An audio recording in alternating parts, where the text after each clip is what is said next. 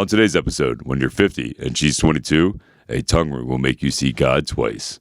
Jill and Derek do a real sex experiment, and we find out how long and how many positions to burn the most calories. And what does a stripper and your wife's new dog have in common? Vanilla cheeks. On Advice Unfiltered, episode 35. Woo! Damn.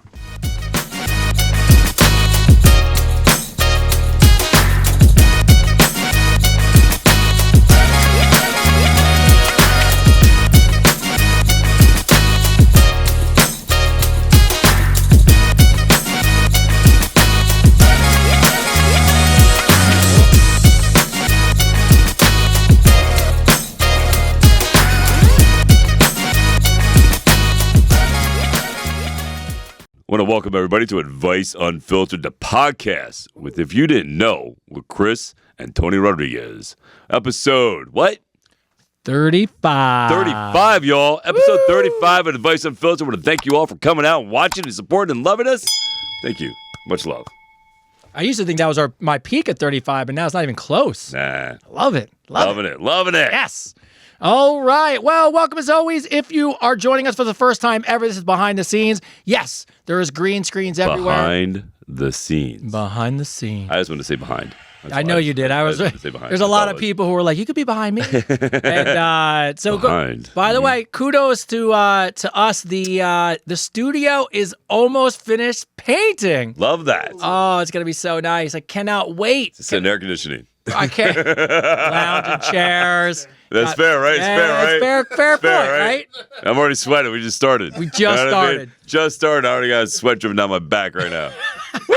Let's do it. All right. So welcome to episode 35 of Advice Unfiltered. As always, first off, we got him back in the house. Our sound engineer for today and our, would you be the movie producer? Director? Writer? I'm the writer, producer? I'm the director and co-producer of the Love movie that. that you guys will be in. And what's Love it that called? title. It's called Tree Lights, baby. Tree Lights. We're going to be in a movie called Tree Lights. That's right. And just so you guys know, we are already planning how it's going to work. We're going to do a special little podcast with Christian to talk more about the movie and how we're going to do some cool things for it. But what's going on, man? How's your week been? My week's been good, man. You know, just surviving, but a lot of good has been happening. So like, I'm just embracing that energy right now. Yeah. That's awesome. We love that. Things are looking up. Like things are looking good. People are agreeing to be in the movie. Like things are just looking great right now. Let's love that. You got a good vibe on you today. Yeah. Good aura today. Absolutely. We love that. Today was a good day. And you Love got that. to end the day with us, bro. Yeah. Come on, it's Doesn't get much better than that. That's what I'm talking about. I missed you guys last week because I was working. I was on another set. I'm busy these days. That's Oh, yeah? good. That's Yeah. good. Love that. I love it. Are you joining me on Thursday? Oh, that's Cool. what I'm Love talking that. about. All right. Love that.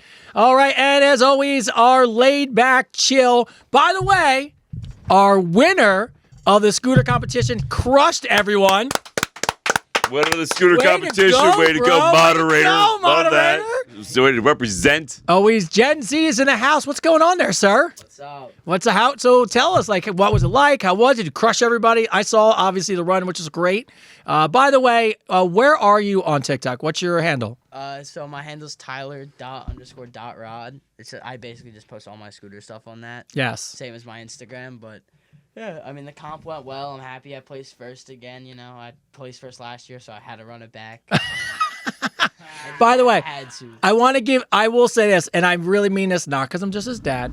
The first year we went there, he did great. But here was the thing. He was disappointed because you didn't place the first year we went. And the kids were, he was a couple years younger. The kids were true pros. And he was disappointed. And I said, Tyler, you're in a competition with people that are older than you and much better. And what I mean by that is just room for you to grow. Yeah, that's it. And the next year he came back and the same kids were there. And guess what? Stomped them. Stomped them all. Love that. So kudos to you. And then ran it back again. That's what I'm talking about. Yeah, 2 years in Open Pro, top division at the skate park I was at, which is nice. It's nice, bro. Yeah. Congratulations, man. Congratulations to you. That was a big day for us. And as always, there's so much going on. So Wait. What? You can't just sit there and praise the son without praising the father. Mister. I got third in your triathlon this weekend. Yeah, it was good. Yeah, you got third place. It's fun, cool as shit. Congratulations. It was good. Both of you representing the podcast. Love that. No, so Right? first off, shout out to Chris because I told him weeks ago there was two things that are gonna happen. A, I couldn't be the fat co-host, and B, no, you know what? This is for everybody. I challenge myself once a year to do something that I don't have any really. I look at it and go, I don't train for these things. I just wanted to prove to myself that I could do it, and every year so far. CrossFit, I've won my age bracket. Yeah, that's amazing. So my goal Congratulations, dude. My goal Listen, is. I know firsthand how much hard work you put into getting there, and how much you were kicking your own ass, and the proof's in the pudding. Congratulations, bro. Yeah, I actually could not believe I placed third overall. And here was the best part. I came out of the water second. And I was super. And the guy who was in first, I mean, there was no way to catch the guy. He had a NASA missile as a kayak, and he knew it. Yeah. He went the wrong way, and still beat me out of the water, right? Yeah. So get out of the water. If you saw this guy too, you wouldn't think this dude was an athlete. No. So here's the crazy part. So I get out in second, feeling good about it. I'm with another guy. We're neck and neck, and we get to the bike, and I get half a mile into the bike, and the chain pops. And the chain comes off the bike and the pedals go nowhere. And I jump off the bike in front of a bunch of police and the race is shot. And I am immediately distraught. As you can, I've worked, I'm working so hard. To me, the whole race is over. I'm frantic. I'm ready to quit. And I turn the bike over and I take a breath. I go, just finish. Just finish. Just fix it and finish. Turn the bike over, fix the chain, got it working again. It took off. And now I don't know where I'm at. I don't know what place I'm in. And I can only ride the bike in one gear because I'm afraid to change gears in the bike because if I do it again, the chain might pop. Yeah. So I just rode the race in the same gear and then hit the run, which is, I'm good at running. Not great, but I'm good. So I don't have any, I was like, I just need to finish a decent time. And it was really great to see me come in third. And the nicest part, I did not know, I was the fastest runner. That's amazing. So at the end of it, but I will say this, there's two people I want to give a huge shout out to. One is Chris because you need support. And, you've been super supportive. You've been there. You've been a great friend of mine. And then you showed up when you didn't really have to. So I appreciate you tremendously. Fuck yeah. And shout out to my wife, who really has been my biggest cheerleader throughout this, and she's been super supportive. And so kudos to her for coming too. Regina. So I love you a lot. And she came, and the best thing was she just did the finish line, and she's recording the video of me running across, and she didn't record the video. She just took a picture. Love that. Love that. So, and to the community, thank you guys so much. But, I said this, and I really mean this heartfelt. And I know this is the most non-competitive thing to say. I went into the day being like I won already. I was in really good shape. I hit a goal, and I felt great about it. So, but thank you to everyone who follows, and thank you, obviously, to the race committee. That was great. And, so. That's amazing. Congratulations, bro. So, yeah. Congratulations to the Rodriguez family. Yeah. So that was good, and another huge, like this week was crazy, and on top of that, you knocked. And I'm not saying this because I'm your co-host.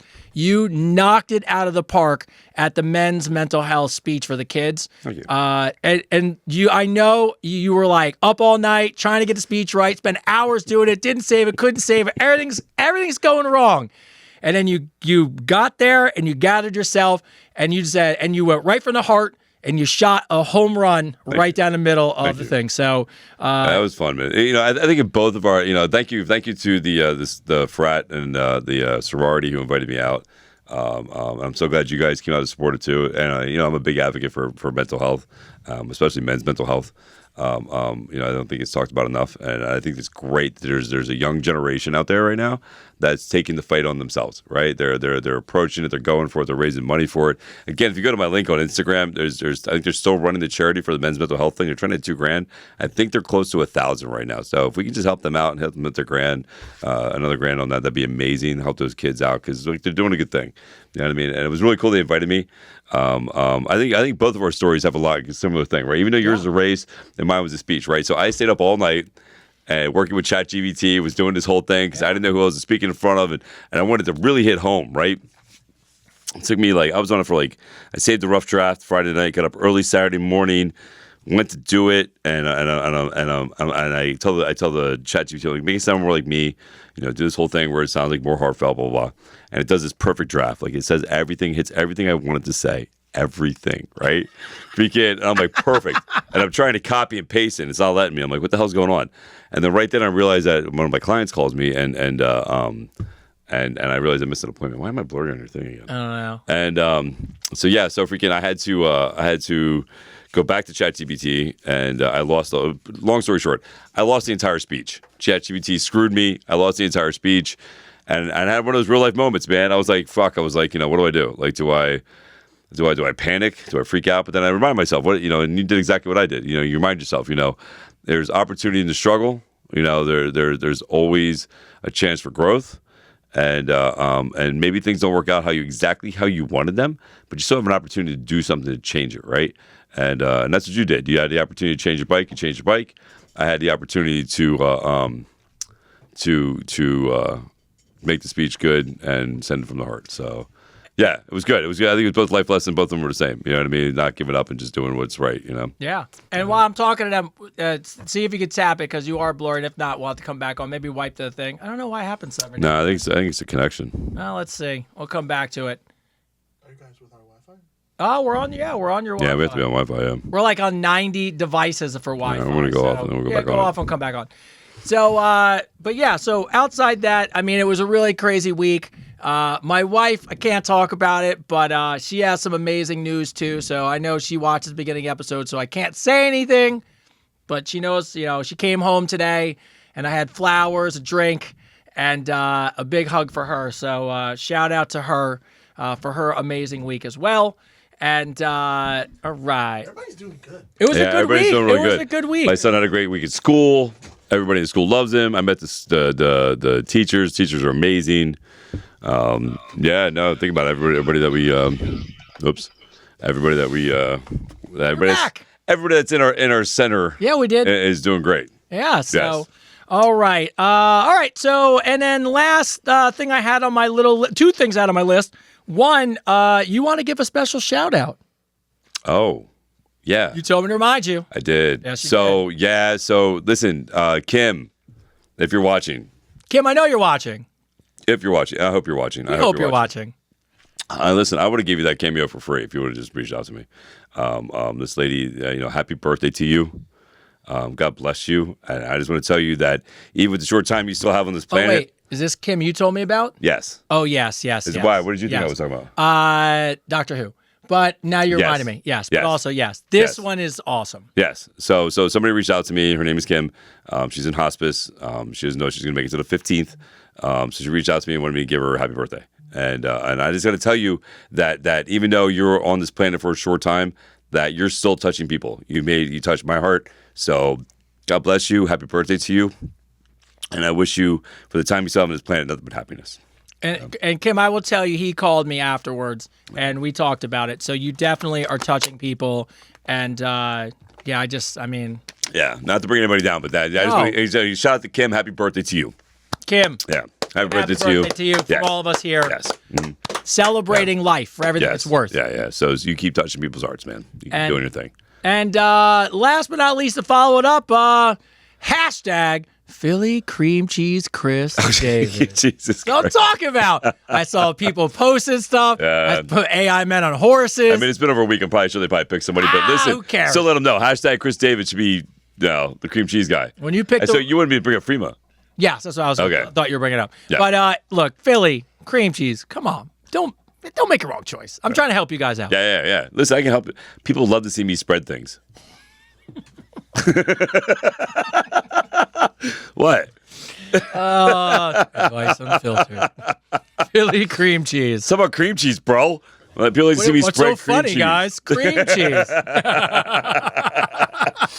Yeah, people like to see me spread things. And that's all we have for this evening. Thanks, everybody.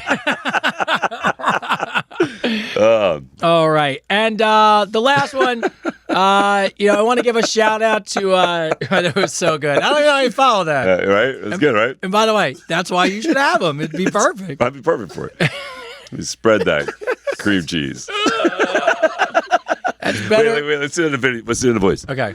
I need to spread that cream cheese on that bagel. That's how you do. All right, cool. All right. That just got awkward. All right, let's go. And don't butter your bread like Chris. Spread your cream cheese. Spread that cream cheese. Creamcheese.com. Oh, It's so good. And the last shout I want to give is out to Robbie Wade. So Robbie Wade is the CEO of Rhythm Health, and he had reached in a really great way. Myself and my wife are trying this new thing, and he had reached out and was and very honestly, I love a CEO who actually is invested in their product, reached out, wanted to know how we felt about it, wanted to know how the community felt about it. So I told him I'd give him real feedback. So we did our little blood test to do our hormone, and it's just I only bring this up because I appreciate a CEO reaching out to really find out how good his product is and wanting to know honest feedback.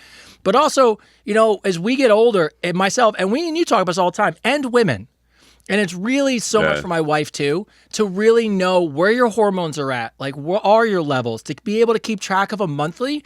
I think it's going to be very interesting for us. So we'll see how that journey goes. So I just want to give Robbie a shout out. We appreciate you following up, and I'll let you know how it goes. So.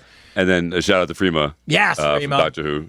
He's also in other movies. She's also doing she's doing Shakespeare. Shakespeare, yeah, in the UK, she's doing Shakespeare. So shout out to her for doing that. But yeah, she shared our podcast. It's awesome. On our story, which thank you. Thank you very much for that. Appreciate that. Thanks for the love and support. Appreciate you. Yes. And we're still in talks with Lunel's people, right? Yep. Yeah. I appreciate when people actually listen and like the podcast, not because Chris is incredibly attractive and his voice is sexy. It's probably the start of how they find us. But they're like, hey, by the way, the podcast is great. And you're like, you guys are actually funny. You guys are really good. I love that. It's so good. Yeah, I love that. No, it's nice. So, all right. So thanks to all those shout outs. Thanks to everyone in our orbit. We had a good week this week, so it's nice to celebrate those wins. And hopefully you guys, we thank you guys for coming along. All right. In the news, some interesting random stuff in the news. I'm sure everybody saw this. In San Francisco, in the Bay Area, people are taking dating into their own hands. A woman buys herself billboards all over the city of San Francisco, and it's marylisa.com, and she's advertising all over because she can't find a husband. So now people are renting billboard spaces for dating. That's sad, that's kind of desperate. That's very, very, very desperate. It's very, very. Oh, there it my is. God! See, look, she got a website. Seeking the right man to start forever about Lisa. Look, apply here. She's got a whole thing. It's a whole thing. Wow. Lisa's got videos up. She got everything. Oh my God, kissing on a first date. Okay, she wanted a low-cut shirt, not bad. Wow, she went in this whole thing. Bro, she was saying she went deep. She was in the news. Like, she's like, you know what? Wow. I'm not even apply here, apply for somebody. Look at, she even thought it out. Oh my God, look at this whole entry thing. Please fill it out. His age, his occupation. How do you know him? Wow. That's a good call. How do you know the man you're Does referring? he take tobacco, marijuana, hallucinogenic fucking? Is there a penis size on there? I want to know there's penis size. Is there, if you married Does he have before? kids? Let's see. Do you want to talk? Oh my God, that is so kids? funny. Describe my personality. Upload your photo. There you go. Yep. That's funny. Make one of these for Chris. No. No. Don't give me any ideas. No. I'm sure somebody out there's already doing that right now. Right now, Right there's now, a somebody out bunch there of is making people. a freaking page of me. If you can't go, oh, Chris is freaking desperate for freaking women. Marychris.com. Yeah, no. Oh my Nope. God. So Buy the domain and then have Yeah, don't. by the way, I just thought it was a billboard. She took it to a whole nother level. Look at the whole nother level. Here's the thing though, and first of all, I appreciate the outside the box thinking. I mean, she obviously put a lot of work into it, but do you go, I mean, would you apply to a date to go? I actually say this thinking the show's like The Bachelor crazy too, but you would apply for a Oh, date. wow, she has a whole ton of videos up. Oh my God, go down just so I can see how long the video has been going on for. Just because I'm sure. Who does it think she should pay for the first date? Oh, 4 weeks. She's been Who's going for her 4 weeks. celebrity crush? Oh my God. Wow. Well, that's cool. Listen, the good Hey, thing about kudos. that is if you're interested in her, you can find everything about her right there. Yeah. Yeah. Could you imagine all this stuff and then you go on a date with her and she doesn't look like that? Yeah. That would be the world today. So shout out to Mary Lisa.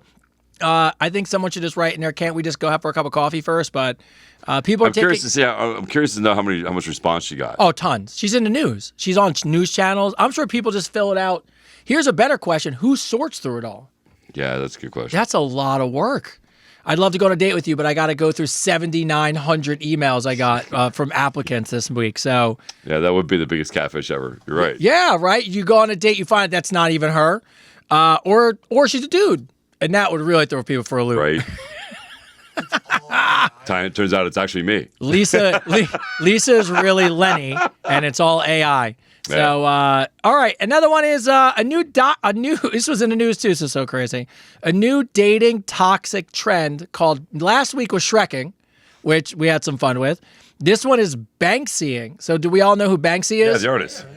And he One of my favorite artists, actually. He's freaking phenomenal. amazing. Yes. I think nobody still knows who he is or she is. No, they right? do. There was a big court case where his name came out. Oh yeah, right. Not too long ago. Yeah. So now what people do is they go on dates and they already know they're going to break up with them, but they don't tell them when, and then they just blindside them and disappear. And people and they do it months in advance. So they go on a date with you on purpose, knowing they're going to break up with you just to ghost you a couple. What's months the term in. they call it when you go fishing with dynamite? What do they call that? Oh, I've term seen for it. that? But is Term what's for that? the term What's for what's that? the term for that? Fishing with dynamite. There's a term for that. There it is. Let's see. Blast fishing. Yes, that's what we should call that. That's blast fishing. Yeah. 100%. Blast fishing. That's what we're gonna call it. What do they call it? It's blast fishing. No, what do they call the Oh, Banksying. Banksying? I like blast fishing better. It's more upfront. This is going to blow up on you. It's gonna blow up in your face. Just so you know. Yeah. In the year 2060, Gen Z, this is for you guys, it'll be the first time in human history that more people the age of 60 and above will be single than married. Gen Z will be the first in history of any age bracket where there'll be more single people as they get older, not married. It just goes to show you how difficult all this stuff is. Yeah. Right? And it's so crazy because you would think... Well, dude, I just literally watched a study about, and this is funny because some lady went off of me because I made a comment on somebody's post about when we talked about how the younger generation that is reversed, that women are more about their career, and men are more about having a family. It's true. And this lady went off on me, dude. Like freaking, I was like, listen, because I said I'm not arguing with anybody. I'm just saying that we just actually went over this on our podcast and we stated these facts, and we just talked about it, freaking, and I can see where it's happening, right? And she went off. She's like, "Oh, well, men used to beat women," and went off on this tangent. Oh my god! And I was like, "Listen, nobody's talking about somebody your age." Yeah. Nobody said anything about you who's in your 65 and you're obviously hurt by a man somewhere in your life. Somewhere. Like, get some therapy, relax yourself. Chill out, man. Like, again, your feelings, and I'm sorry to tell some of the people this, but feelings don't trump facts. That's right.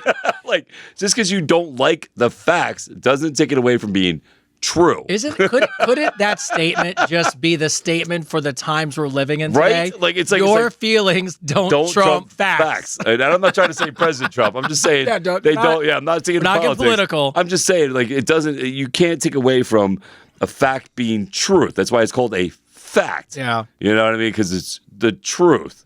So like whether you like it or not, these are the polls, right? So again, I it's the first generation that, like, so the study I saw was talking about how employers can't find workers. Gen Z is the worst employment they've ever had, and they said they there's 1 in 6 that they will hire. Yeah, I believe it. Right, and that so that, and they said this lady did a study on it. The scientist did a study on it, that a professor, that the reason being is because employment wants people who are motivated, who adapt and learn and want to succeed. Gen Z is worried about how they feel, what the work environment is, and does it fit with what they feel about themselves? Yeah. Well, I got hired. I got hired to I had a short stint. Like, I went over and worked for a company for a year to learn this whole thing, and I went back to my old job. Mm-hmm. And so I show up in the office, and I sit down at the desk, and the first thing, a lady comes over to me, and she goes, very young Gen Z, like, mostly people that work there. A couple of things were crazy. First of all, every single person there, all of them were vice presidents. Why? Because the job title, when you were like cold calling, it made it better for people to, answer the phone because you're VP. Everybody had a vice president title, which is crazy. Wow. 2, the very first thing. So it means nothing. Means nothing. The second thing that blew me away when I got there was the lady comes over from the office lady. She goes, "What kind of beer would you like?" And I She was go, offering something to I drink? go, what do you mean? She goes, everybody, we have a kitchen, and with beer and alcohol is allowed on the job, and we always keep your alcohol and beer staffed. Now, here's me. Wow. I'm like, I don't drink with staff at any job I ever had, so No. I'm like, not my thing. And by the way, pool. One of my first days in Boston, they were watching the World Cup, drinking beers during work, and guess what happened? A year later, company went Under. under. Yeah, of course it did. Of course it did. Of course. You can't make money off of people's feelings. You're like, I mean, all right, you can make money off of okay, people's feelings. that's true. But I mean, yeah, you can. You can make money off of people's feelings. But I'm saying, as far as like, you know, when you want an employee, you want somebody to come in and do their job. yes, Like you have to separate personal and work. have to. There has to be that. There has to be, right? You can't take your personal bullshit into you with your job. Yeah. You know, and just because you're having a bad day at home doesn't mean your job shouldn't be productive. Do you ever see the girl who went on and complained because a job wouldn't hire her because she had time blindness? So she's in an interview, and Fuck is time blind. she was on a Zoom, Is that a real thing? bro. She was on a Zoom, and they recorded the Zoom. She clips it, and then she puts it out into the universe. Right? They're going through the whole thing, and she turns around, and she goes, "Hey, I have a disability." And the guy interviewing her's like, yeah, no, like he's very professional. Yeah, no worries. Like, I didn't see it on the resume. Just, obviously we're an equal employer. Just let us know what it is. She goes, how do you guys deal with people with time blindness? And you could see the wheels in his head being like trying to figure it out. And he's like, I'm sorry, I'm not familiar with that term. And she goes, time blindness is a disease that affects people who don't know how to be on time for things because time isn't important to them. So she's like, so sometimes I don't show up on time or I don't wake up on time for the job. I have that. So the guy, I have time blindness. to his credit, he turns around, he thinks about it for a minute, and he goes, that's okay. He goes, sometimes here we have pay blindness. And she goes, and this is what she clips. She goes, well, what's that? He goes, sometimes when people don't show up to the job, we forget to pay them. And she took offense to it, clipped it, put it on social media, put him on blast because he doesn't respect her time blindness. Wow. I'm just I'm just gonna let you know, sweetheart, nobody does. Nobody does. No successful person respects your time blindness. And you'll never have a job. No. Never. Like, that's called lazy. Get the fuck up. Come on. All right. So as we move into shout outs, first shout out comes from Betty from Mississippi. Betty from Mississippi. Betty. I just want to send a huge thank you to the Advice Unfiltered podcast for being the unexpected lifeline I did not know I needed. As a woman in my mid-40s navigating life's chaos, raising kids and caring for aging parents, I just wanted some humor and some sanity for myself. Your show has become my reset button. You and your community make me laugh out loud. I want to cry, but you guys taught me things I didn't need to know to learn and reminded me that I'm not the only one holding it together with just caffeine and hope. Listening to you each week feels like tuning into a podcast where I'm sitting at a table with friends who just get it. Thanks for making me feel seen, included, and never alone. Chris, stay beautiful. Tony, congrats on the race. So Thank you. Thank you, Betty from Mississippi. Thank you, appreciate you. We appreciate that. Ryan from Virginia. Yo, I love the intro. Yo. I just what's up, want to bro? say thank you to the Advice Unfiltered crew for being the realest voices I've ever come across. I'm 22 years old, and like a lot of guys my age, I was getting sucked into all the fake flexing, toxic alpha nonsense on social media, and it was really messing with my head. I found your podcast, and it's like hearing older brothers who actually care about me. Guys who really lived real life, have made mistakes and learned, and aren't afraid to tell the truth. You really helped me rethink what it means to be a man, to lead with respect, humor, and purpose. I'm grateful as hell I found you guys before I found myself lost to the noise. Shout out Ryan from Virginia. We appreciate you. And the last... It's what we do here, bro. Talking about. It's what we do here. And the last one I really appreciate, Blake from Texas. I'm a father in Texas. I'm divorced, and my son was just 3. He's 6 now. For years, I felt like the whole system was stacked against me, and no matter how hard I tried, I always felt inadequate. I was fighting a battle I could never win. Over the last few months of listening to your podcast, something shifted. Instead of feeling powerless, I started focusing on the kind of man my son would want me to be and remember someday. Not the one who got knocked down, but the one who stood back up. Hearing 2 dads who've walked through the fire and come out better men give me real hope. You remind me that consistency, character, and love matter more than the court paperwork. So thank you, not just for the advice, but for showing me there's a future on the other side of this struggle. Fuck yeah, bro. So I'm talking about, Blake. Love that. Keep being you, Blake. So I'm talking about, Blake. I love that. I love that. That's the biggest thing I have to say about all of that, right? The thing I've learned, like everybody knows my son is now, he's living with me, goes to school here, right? We all know this. Yep. The thing that really kept me going, this goes out to this fathers right here that goes through the same thing, right? Being that every other weekend babysitter, not having the time you need as a father with your son. Is the time that you're not with your kid, and what you need to do is be and work on being that best dad. So in the moment that he is with you, or she's with you, your daughter's with you, that they have the best version of you to learn from, and that you create that space that, my dad did this for me, my dad did that for me, and creating that atmosphere of being successful as a father, as a parent, as a man, when you don't have them. When you don't have them, that's the best thing to do. That's what I did. I literally, every moment, every hour, every day I didn't have my sons, I worked my ass off, man, to provide and to be a better man, somebody they could be proud of. And you as the parent, you as the father, are the only one that has 100% control of that. Fuck those court papers. Fuck whatever the ex says. Fuck what everybody else says about you. You have 100% control of the father you want to be, even if your child's not with you. Yeah. And I mean that. Yeah, I mean, I remember as much as I wanted my son, I'm like, hey, you're not a champion yet, so I don't need you. But as soon as you could win some races, I want you to come live with me. You let him in the house now. I'm like, oh, this whole time he's living in the outside deck. I'm like, oh, you're good at a sport. You should come live with me. It's like it's like the Blind Side. Come, I adopt you now. That's so fucked up. So fucked up. He's like, love you. Now. I love you. Now. Look, I know what it's like. I will tell everyone honestly, and I mean it. My wife, for the beginning of our relationship, she would always ask me, she's like, I don't get it. She's like, I don't understand how you hold it together, why you're so nice, why you're so respectful when you're getting screwed.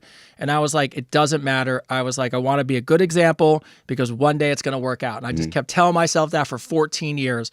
And the day it worked out was one of the greatest days ever. I'll never forget when I announced it to my family. It was a Thanksgiving. And we stood up and we're like, Thanksgiving! And my whole family was there, and we got to announce that he was moving in with us, which was awesome. So, it happens. You just gotta, just don't worry about the things you can't control. Yeah. Worry about things you can. Yeah, worry about things you can control. And you can control that, man. You can control making your life better, your living environment better, yourself mentally and physically and emotionally better. Because even in the long run, man, like they're going to need you eventually. Eventually, they're going to turn to you and ask you questions, and and as long as you stay on that path of integrity, right, of doing what's right, even when it's hard. I remember arguing, with people I dated. They're like, oh, why you just jump when your son calls you and needs you, and she says you come and get him and stuff. Because he's going to remember that. Yeah. It's not about her. It's about her. He's going to remember that. He's remember every time that dad needed him, dad showed the fuck up. Whether I lost work from it or whether I was, tired from it, dad showed up. You know what I mean? That's all. It's, at the end of the day, it's all that matters. You know what I mean? At the end of the day, the effort, that you put into being you and the best version of you, literally radiates from everybody else around you. Then it's like a butterfly effect. Yeah, there was actually, it's funny because it was in the news and I didn't bring it up, but it's actually something that's very important. There was, me and you were sharing all these crazy stories about like quantum entanglement and all this stuff, right? How crazy it is, right? It changes the past, right? Right. It's so unbelievable. Yeah. But what they found is a new study came out that your childhood nervous system, how your childhood is wired, your body never forgets it as an adult and will always reflect back to your the child. Fight or flight. Yes. Yeah, to the fight or flight. So so to your point, kudos to you. And you talk about all the time, like all we cared about when anyone asked was, it's not about anybody else, it's just about the kids. Because I want them to have a good life when they become adults. Because I say this nicely, and people very close to me, I'll just put it that way, had really fucked up childhoods. And it fucks you up as an adult. It does. It does. It does. But that's the thing too. Like again, this is why I think it's great that we have young people watching. Like the college reaching out and stuff like that. Because one of my key things I made in that speech that I gave to the sorority and that frat was, now the heaviest weights aren't in the gym. They're not the ones you're going to carry. They're not the ones that are going to be weighing you down every day. The heaviest weights you're ever going to carry are the words you say to yourself. And it truly is. Like you and me are both great examples of what changing your vibration, your thought pattern can do for your life, man. You know, I had a lady go off on me. I made a comment on that other post, out of the podcast about, you know, we're living in the best generation ever on the face of this planet, right? And everybody's like, oh my God, no, the 70s were the best generation, the 50s were the best generation, you know, blah, blah, blah, blah, blah. Bullshit. Every generation thinks they're the best generation.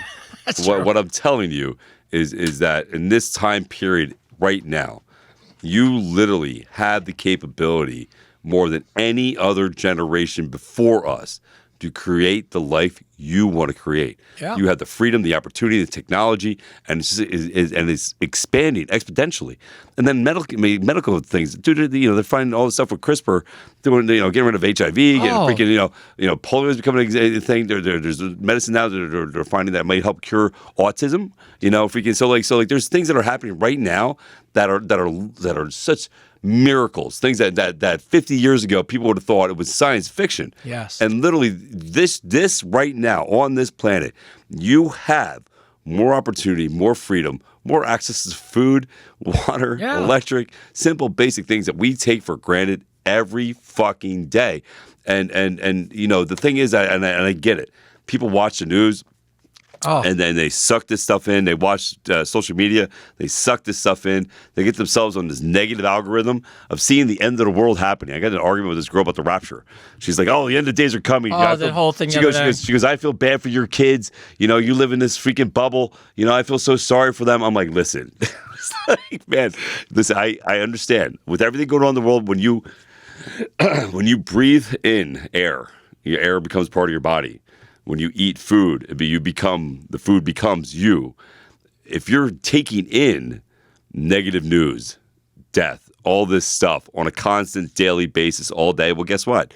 Your perspective of your world that you live in is shit. Yeah. You know, you think the end of the world's coming. You think all this stuff is coming. I'm sorry to burst your bubble, but it's not. The world's going to keep turning for thousands of years, millions of years after we're gone. Every generation has had people saying the rapture was coming. Every generation said the end of the world was coming. Every generation's had war, death, famine, the whole nine. You don't think during the freaking Black Plague, people were going, "Oh, it's the end of days"? Damn right they were. You know what I mean? You didn't think freaking during the Holocaust, people were going, "Oh, it's the end of days"? Damn right they were. You know what I mean? Freaking. So what I'm telling you, what I mean by all this, is those weights that you carry, those food that you take in mentally, watching news, all that stuff, is what makes your perspective of your world. If you want a better world, start doing and listening and watching and doing better things. And it really does. It changes your entire life, man. Like, I'm living proof of that. You know, I was in a deep, dark fucking hole for a long time, man. And now I got to tell you, man, I'm living my best life right now. I'm literally living my best life. I have everything that I almost want in my life. Almost close. Freaking, but I'm on this phenomenal path. And I'm on this phenomenal path because I mentally choose to be on this path for a better life, for a better environment. I choose to see the best in people. I choose to see the world in a better position because I truly believe at the end of the day, the thing that keeps us going is hope and faith and love. You know what I mean? So not to get on a tangent there, but I had to get that out there. It rolls right into the best question, the very first question from a person. Love that. Let's go to the first question. Henry, how do you guys define happiness? People are always talking about being happy. But what does it mean to you? Happiness is a choice. It's a legitimate choice, right? If I'm watching people die on TV and I'm watching terrible stuff on the news every day, guess what? I'm going to think that life sucks, 100%. You know, I'm not saying that these things shouldn't be so it shouldn't be known, right? But these are things that have been going on for thousands of years since man been on the planet. There's been genocide. You know, there's been wars. There is not a time in human history that there wasn't something going on that was traumatic. That was freaking horrible, right? So yes, you could dwell on it. Yes, you could think about it. You could complain to everybody on social media about it. You could act like you're the thumb key warrior who's making a difference by going out there and holding up a fucking sign and freaking for some protest that nobody's really paying attention to. You can do all that shit if you want to. But if you really want to make a fucking difference, if you really want to be happy, it starts with you. It starts with you. You be the happiness. You be that joy that you're looking for in the world. If you make that choice to do that, physical, mental choice, to be that happiness, be that positive influence, to be that person, then literally your entire life changes. You know? Yeah. Well, someone said this, and I heard this the other day, and it really made sense. How many things do you have now in your life that if you went back 10, 20 years, you would have died to know you have now? whether it's your relationship, your car, your health. If I went back 20 years and was like, I just one day wish I would have had ... Well, now I have it, Yeah. right? So it's like sometimes you got to pause and take a breath and be like, look at where you are versus where you were, and realize, yeah, you're in a really good place. Yeah. Now, I'm not saying like the world's I say this all the time. I am very a realist person in life. Life is hard. Life is difficult. Yes. There's a lot of shit. Yes. But there's so much good in it. To your Yes. point, if you only feed yourself everything is difficult, Yeah. that's your whole Absolutely. perspective. Listen, like that lady made a big comment about freaking men being abusive and the rapture's coming and blah, blah, blah, blah, blah. That's your perspective of the world. It doesn't mean that it's reality. Doesn't mean it's true. Yeah, it doesn't mean it's reality at all. It doesn't mean it's true at all. And here's my thing. Like all that stuff you watch in the news, all that stuff that's terrible and all that stuff, after you watch it, what did it do for you? Made you fight Chris David online. Right? Like what did it do for you? What did knowing that this happened and that happened, what did it do for your day? You know, what did it do for you? Like what did it do to help you change anything? What did you complain about it do anything? Yes, I think as a society we need to change and grow. 100%. Yes. And I think that there just need to be tensions brought to certain things.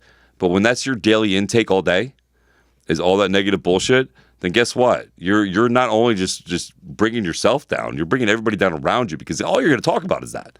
You know, and all your perspective, everything's going to be like, this person's out to get me, that person's out to get me, this medication's going to kill me, that's going to kill me. Like don't live like that. Just don't do it. Just don't live like that. Make that choice to stop taking all that negative stuff in.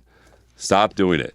And this, I mean this, if you really want to make a difference in this world, if you really want to make a change, then you yourself, not in a group, not with a bunch of people, you yourself, work on you. Because the moment you do that, the moment you find comfortability in you, you find security in you, you're no longer looking for problems in everybody else. Instead, you're looking for solutions. You're looking for ways to help. You're looking for ways to motivate. You're looking for ways to lead by example, to help others. That person who's upset that day, and you just give them a smile and a hug, just change that whole negative world. This is what they say in religion. You know, when they say that you're made in his image, you know, when they say you're Christ-like or whatever, this is what it is. This is what it's meant to be. You have a choice. You have an option. Do you want to be that light? Do you want to be that thing for change? Do you want to show people that there's a better world to live in? Or do you want people just to live in darkness and think everything's going to suck? And that's your choice. Yeah. Happiness is a choice. Connie from What's up, Connie? Connie, I've got you, girl. Yeah, what's up, Connie? What's up, Connie? All right. Connie asks, how can partners improve intimacy, and what are your biggest challenges in a relationship? So, Wait, what's the question? So the first one is, how can partners improve intimacy? How can you improve intimacy? I'll tell you from Trying new things. Yeah, I'll tell you from a marriage perspective, what I found interesting after being with the same person for 13 years, you actually forget sometimes that people change. And I just mean like likes change, things change. I think keeping communication open is key. And I think realizing every now and then for fun, to your point, you have to take stock of like, hey, I know when we first started dating, this was the thing. We're 13 years later. Is this still the thing? Yeah. Or maybe it's not. Maybe it's something new. Maybe they want to try something new. Yeah. But if you're not open to talk about it and have good communication about it, I don't think it's possible to improve your intimacy with having a good communication between two people. It would be on the marriage side. I agree with that. Communication is key. You know, and I think trying new things, right? So you know, like taking your both self. I think always a great way. So you have to remember, people that like, you know, the reason like, you know, vets are connected to the brothers in arms, right? Is because they go through stuff. You know what I mean? So I think trying new things, putting yourself both in this uncomfortable zone where you have to kind of like depend on each other, you know, is a great way to recluse that. Like for example, I remember going on one of those bridge things. Okay. Yeah, those rope bridges. Yeah. And when me and the girl I was dating at the time did it together, it was amazing, right? She was scared to death. She did it. We had this bonding moment at the end, you know, where she couldn't believe she did it. Like it was just one of those things. Like, you know what I mean? So it's like, I think it's one of those things, like if you take somebody out of that comfort zone a little bit, and you're both out of that comfort zone, you're both trying something new, maybe a little risky, get the blood flowing a little bit, you know, is a good thing to do. And what do you think your biggest challenge is in relationships? Who, me? Well, she says us, so I'm assuming my she means biggest- me and you. What's yours? I'm an asshole. There you go, guys. Not gonna lie to you, I'm an asshole. I'm hard to deal with. You know what I mean? No, I don't know if you can. I think I think being in a relationship with somebody at the right time is always key, right? Like there's always a lot going on. I think my biggest thing right now for being in a relationship is I just have a lot going on that I'm trying to stay focused on, getting things done, and making a better life for me and my kids. Is my biggest thing right now. Yeah. Yeah, I always in a marriage. I think a lot of people have different versions of this. It's called the 2-2-2. Some people have different versions of it. I like this. Every 2 weeks, you have to make sure you go on a date night. Yep. Every 2 months, you got to do a night or a weekend out of the house, and every 2 years, you got to go on vacation. Yeah. And I know everybody's a little different, but to your point, it just keeps things new. It keeps bonding moments. And by the way, like you said, it doesn't have to be we're going to go to a hotel to have sex. It could just be like, let's go on obstacle course. Let's go on a hike. Let's find something to do together as a couple that we can bond to it. Yeah. And to your point, that keeps that relationship going. But I think people get lazy. People get lazy in relationships. And how do we know that? Because we're in fitness. And you watch people who are really good looking when they start dating, and 10 years into marriage, they're 50 pounds overweight. They don't keep any of it up. Yep. They let everything go to shit. And then they want to write in and go, hey, guys, we haven't had sex in 3 years. Yeah. And you're like, well, what changed? Oh, well, we don't do anything together. We don't eat out anymore. We don't stay in shape. We're like, okay, well, you gave up. And I will say this: like, if you really want to be intimate, like this is for men that are paying attention, men. Just give her a little talk in the neck. Go to her neck, or right behind the ear, right over here. Just give her a little talk. Give her a little wait. Yeah. Women like that shit. just that was a freebie. That's a freebie. It's a freebie. Tip. All right, Jane Doe. I like how she puts Jane Doe. I know you're Jane Doe. I know exactly who you are. Well, yes, I do. No, I'm just kidding. I do. I have no idea who you are. I have no fucking clue. I at least know some part of it, but it's all good. I wouldn't ouch you anyways. If you know you're leaving a controlling relationship, do you still think it's okay to see someone on the side casually? If I'm saying it's nothing serious, please don't say my name in a bad situation. Thank you, Chris, for lifting my spirits every day and give me the courage to be happy. So if you're in a shitty relationship, does that give you the right to see someone on the side? No. No. No. No. No. No. You got to get out of that fucker first. How controlling can it be if you have time to have a side piece? Yeah. Right? Amen to that one. No, it's true. Like, come on. Look, No. If he's controlling you, want to end it, just fucking end it and move on. Go through the fucking storm. I'm sure I said this to Tyler, and me and Chris were talking about this the other day. We're talking about advice we give our kids. And there's one piece of advice that I think I would tell him, and I know it's going to be so hard to do, and I don't know that he'll be able to do it. But if you're old and you're older like us, and you're watching this, you would know this is true. You will be in relationships when you know it's over, and you stay for another 3-4 months. Mm-hmm. And in that 3-4 months, what happens? You wind up cheating on a person. You wind up finding someone else. You want to find a cushion to jump into when your relationship ends. And what happens is the heartache, the weight, the fights, the drama that you cause, it would just been easier to end a relationship. It would just been easier to be like, hey, you know what? And listen, if he's controlling, you seeing somebody else, he's going to find out about it. It might it's escalate going to be awful. Yeah, it's going to escalate the situation to a whole other level. That's some serial murder type shit. Yeah. So that's That's serious. Like, yeah, for real. Like, you got to be careful with that stuff. I like I said, I don't know how controlling you can think it is when you have time to see someone on the side casually. I'm just throwing it out there. So, Vince from Texas. What's up, Texas? What are your guys' thoughts on dating cheap?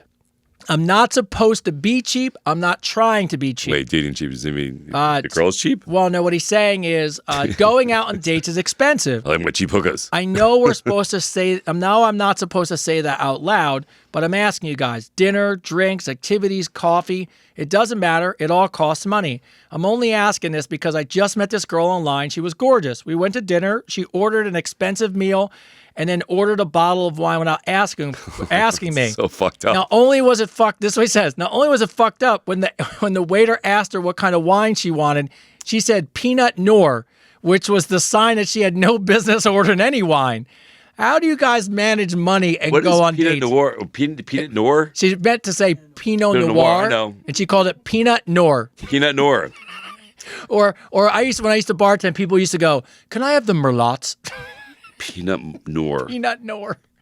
How'd you even get that? And he goes, "That's how I knew she had no business ordering a bottle of No, wine." should have been like, dude, she can't even drink.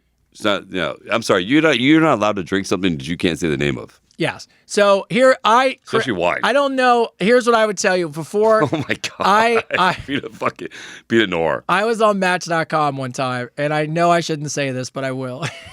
I went on 69 dates in 74 days, right? Yeah. But my point was money was an issue, right? Yeah. So what I decided was, look, and I mean, and I'm not saying this is cheap. I would never do dinner. I'm not doing any activities with you.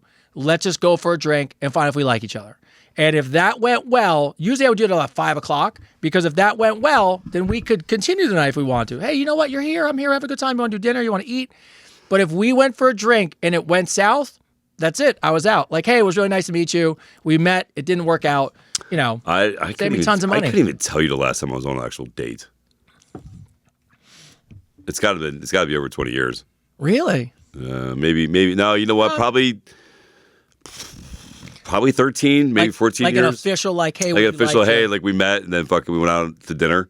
Yeah. Like the whole, like, you know, yeah, no, it's probably been about 15 years since I've been on an actual date. I don't know how me and my wife always joke. I'm like, please, let's never break up, because I don't ever want to get into this dating pool and have to do this shit all again. Like, scary as I'm like, fuck let's out just there. promise we'll work any issue out, and we can. Look, with all the Shrekking and the Banksing and people wanting to go and do all that stuff, I don't know. Listen, we're changing that name. Yes, I'm sorry.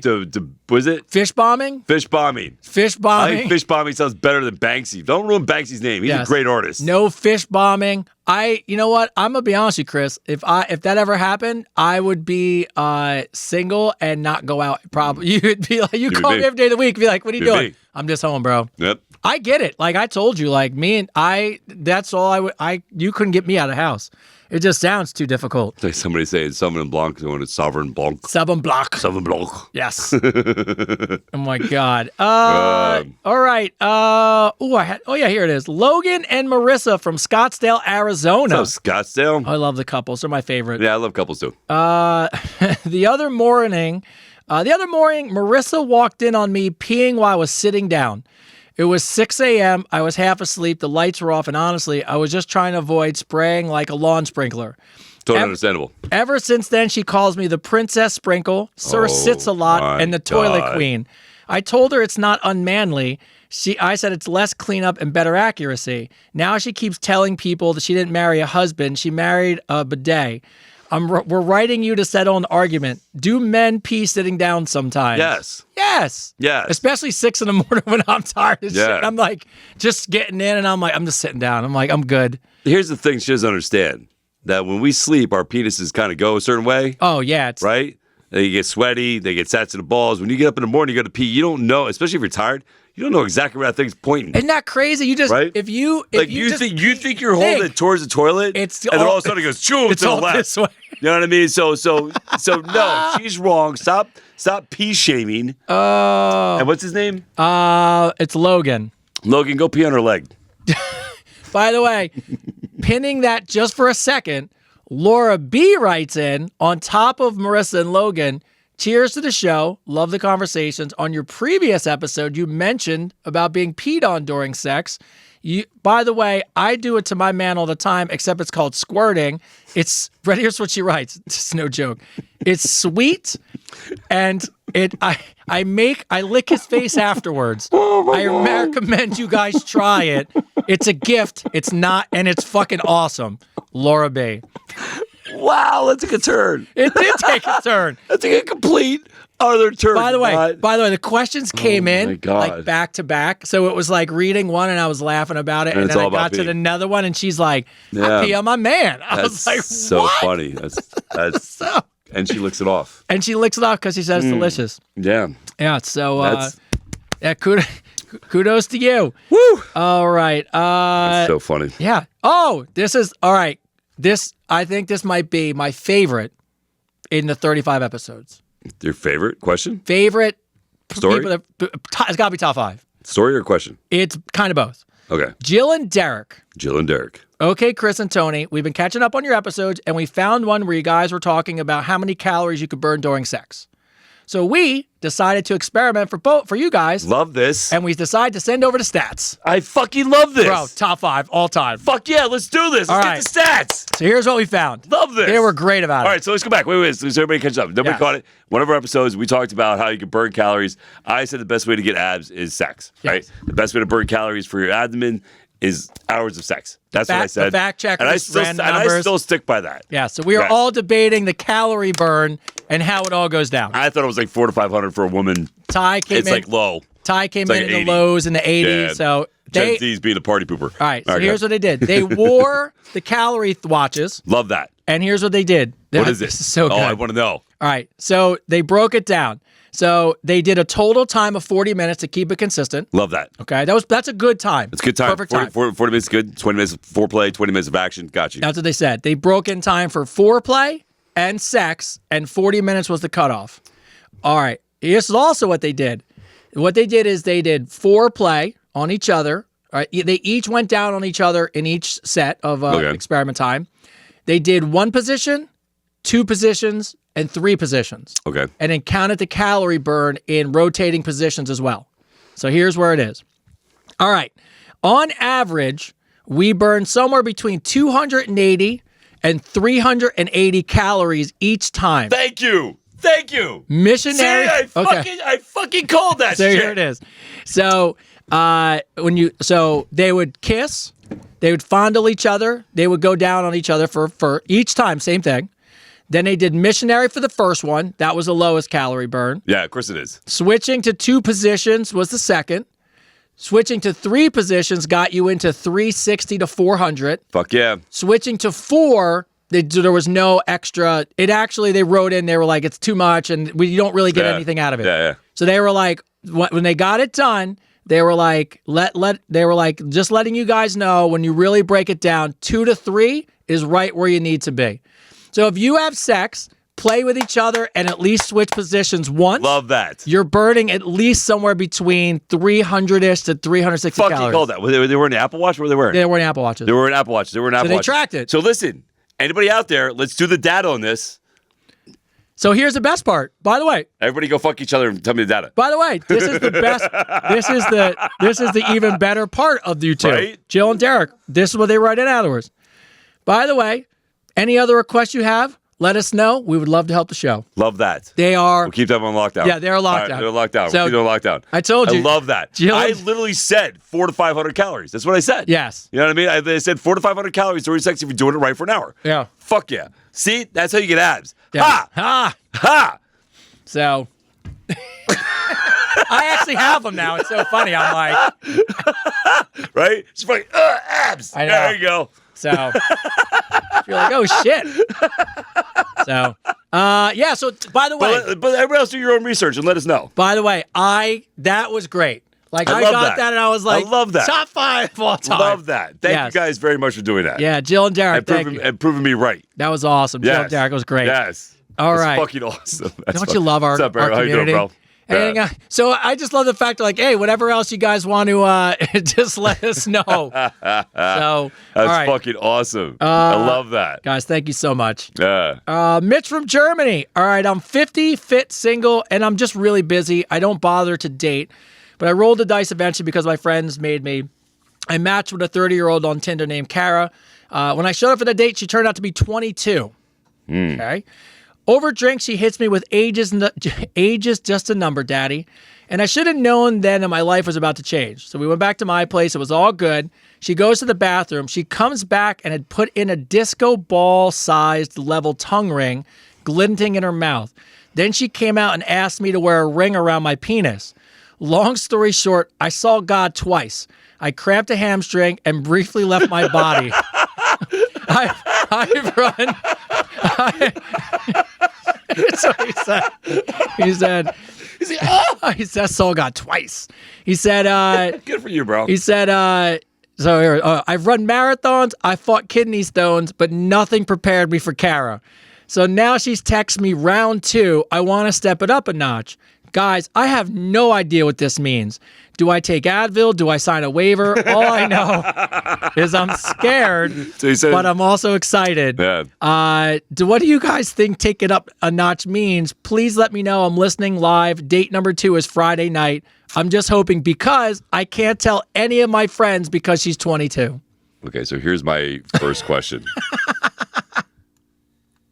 Did she have the cock ring with her? She had to. So she went that to the means she's bathroom. used it before. I just want to put that out there. She didn't buy you a new cock ring. Well, So, by the way, she also has used a tongue ring before, so I mean... yeah, but the tongue ring, at least you can wash that. You know, I get it. like if you can, like, I mean, she's used that cock ring. I don't know. It's weird.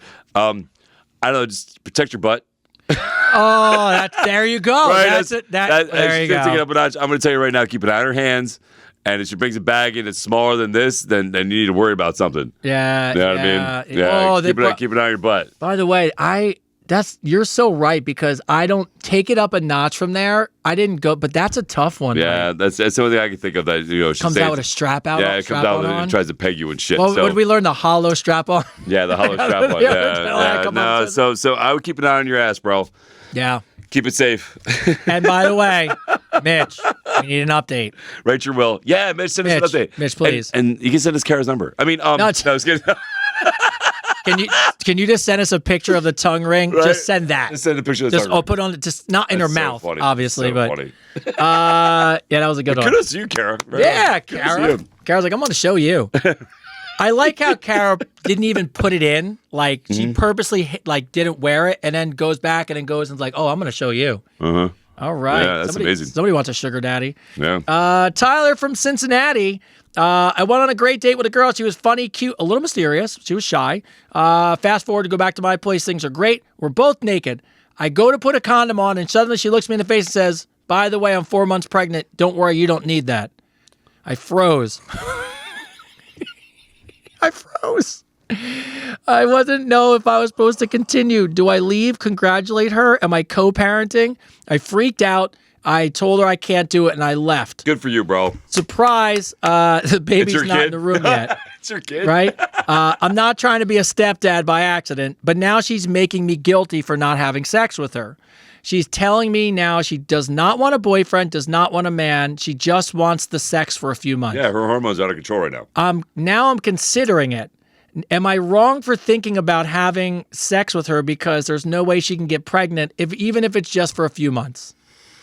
Oh, there's so many things going on in this story. I know. Right? I'm going to tell you from a moral standpoint. Oh, yeah, start there first. We'll start from a moral standpoint. No.